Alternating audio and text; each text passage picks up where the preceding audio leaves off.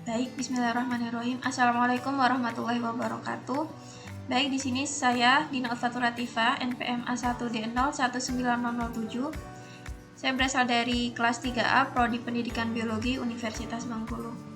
Di sini saya akan menjelaskan sedikit mengenai turunan atau derivat dari jaringan epidermis.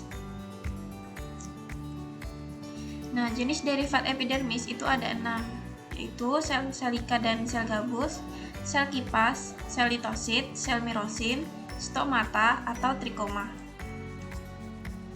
Selanjutnya, apa sih sel selika dan sel gabus itu? Nah, sel selika dan sel gabus itu merupakan sel yang pendek yang berada di antara sel-sel epidermis. Di mana sel silika itu mengandung badan-badan silika SiO2. Bentuk dari sel silika itu ada yang bulat, elips, pelana. Contohnya pada Cyperaceae, Equsetinae, dan Ficus. Selanjutnya pada sel gabus itu merupakan sel yang dindingnya disisipi suberin atau gabus dan sering mengandung bahan organik yang padat. Bentuknya ada bentuk segitiga, segi empat, tidak teratur, angka 8, membulat, dan lain-lain. Bisa dilihat contohnya itu pada Manihot utilissima. Kemudian fungsi dari sel gabus dan sel silika itu sendiri yaitu untuk memperkuat batang, membuat batang itu menjadi keras, melindungi jaringan lain agar tidak kehilangan banyak air. Nah, ini ada gambar sel silika dan sel gabus, bisa diamati. Selanjutnya ada sel kipas, di mana pada sel kipas ini jika udara panas, airnya itu akan menguap. Kemudian sel kipas itu mengerut. Nah, permukaan atas daun yang lebih kecil dari luas permukaan bawah itu akan menggulung dan penguapan itu akan berkurang. Adapun ciri-ciri dari sel kipas itu berukuran lebih besar dari sel epidermis, kemudian bentuknya seperti kipas, berdinding tipis, terdiri dari bahan-bahan selulosa dan pektin. Dinding paling luar itu mengandung kutin dan diselubungi oleh kutikula. Vakuolanya besar, plasma sel berupa selaput yang melekat pada dinding sel dan berfungsi menyimpan air.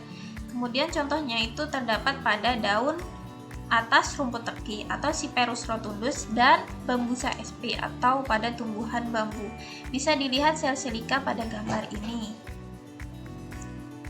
Selanjutnya ada sel litokis, di mana sel litokis ini terdapat pada epidermis. Ficus elastic,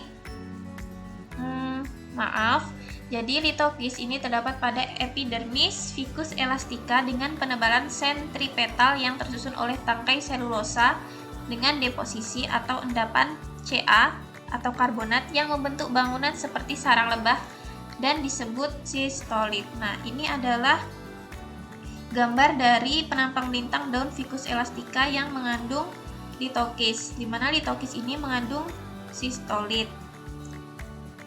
Selanjutnya sel mirosin. Sel mirosin ini terdapat di dalam epidermis. Selanjutnya merupakan sel kelenjar yang besar. Sel mirosin ini berisi enzim mirosin.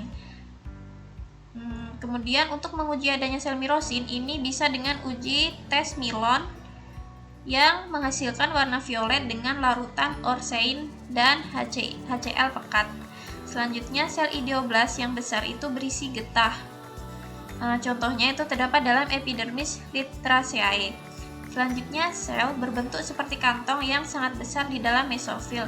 Contohnya pada Scleoma aspera. Selanjutnya pada ruang kelenjarnya itu berkembang dari sel epidermis. Contohnya pada Psoralea. Sel seperti pipa panjang berisi tanin, contohnya pada epidermis saxifraga. Selanjutnya ada derivat epidermis berupa stomata atau mulut daun, di mana stomata itu adalah celah pada epidermis yang dibatasi oleh dua sel penutup yang berisi kloroplas. Fungsi dari stomata ini sendiri yaitu sebagai jalan masuknya CO2 dari udara pada proses fotosintesis. Selanjutnya sebagai jalan transpirasi serta sebagai jalan respirasi sel. Nah, adapun stomata itu memiliki tipe-tipe berdasarkan susunan selnya. tipe yang pertama yaitu tipe anomasit atau ranunculaceous, di mana tipe sel tetangganya memiliki kesamaan bentuk dan ukuran dengan sel epidermis di sekitarnya. Kemudian ada tipe anisosit yaitu atau yang biasa disebut cruciferous, yaitu sel penutup dikelilingi oleh 3 buah sel tetangga yang tidak sama. Kemudian ada tipe parasit atau rubiceus, di mana sel penutup itu didampingi oleh 1 sel tetangga atau lebih. Kemudian ada tipe diasit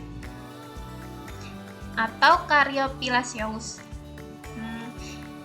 Tipe ini stomatanya dikelilingi oleh 2 sel tetangga. Selanjutnya ada tipe actinosit, yaitu tipe yang stomatanya itu dikelilingi sel tetangga yang teratur menjari. Selanjutnya contoh. Nah, ini adalah contoh dari tipe-tipe yang telah disebutkan sebelumnya, di mana tipe anomosit itu bisa dilihat pada gambar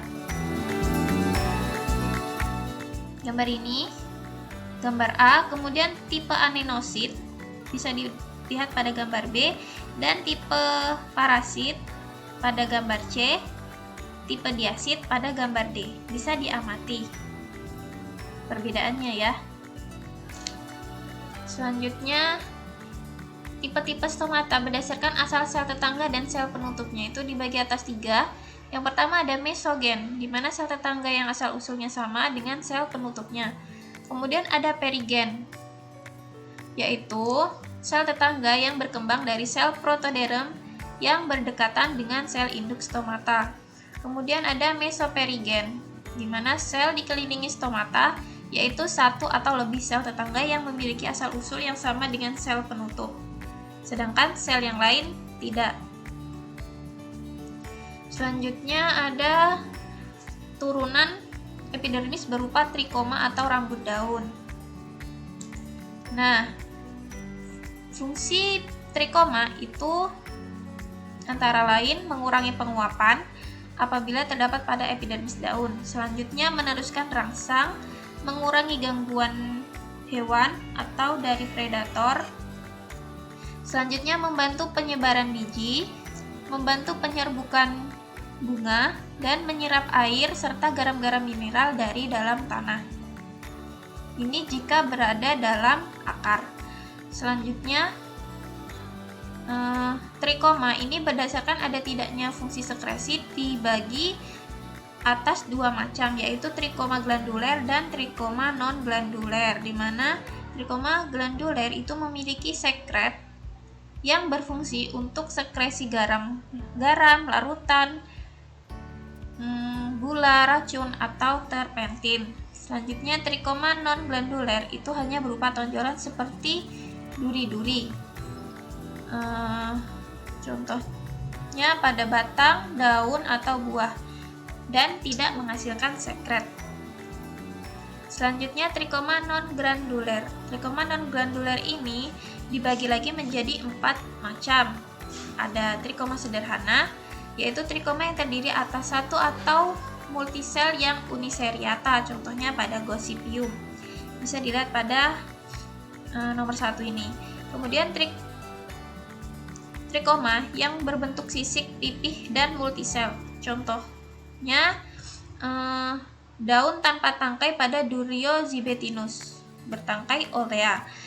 Selanjutnya ada trikoma multisel berbentuk seperti bintang, misal pada daun waru atau hibiscus, seperti tempat lilin pada Verbascum. Kemudian trikoma kasar berlapis banyak, misal pada pangkal tangkai Portulaca oresaceae.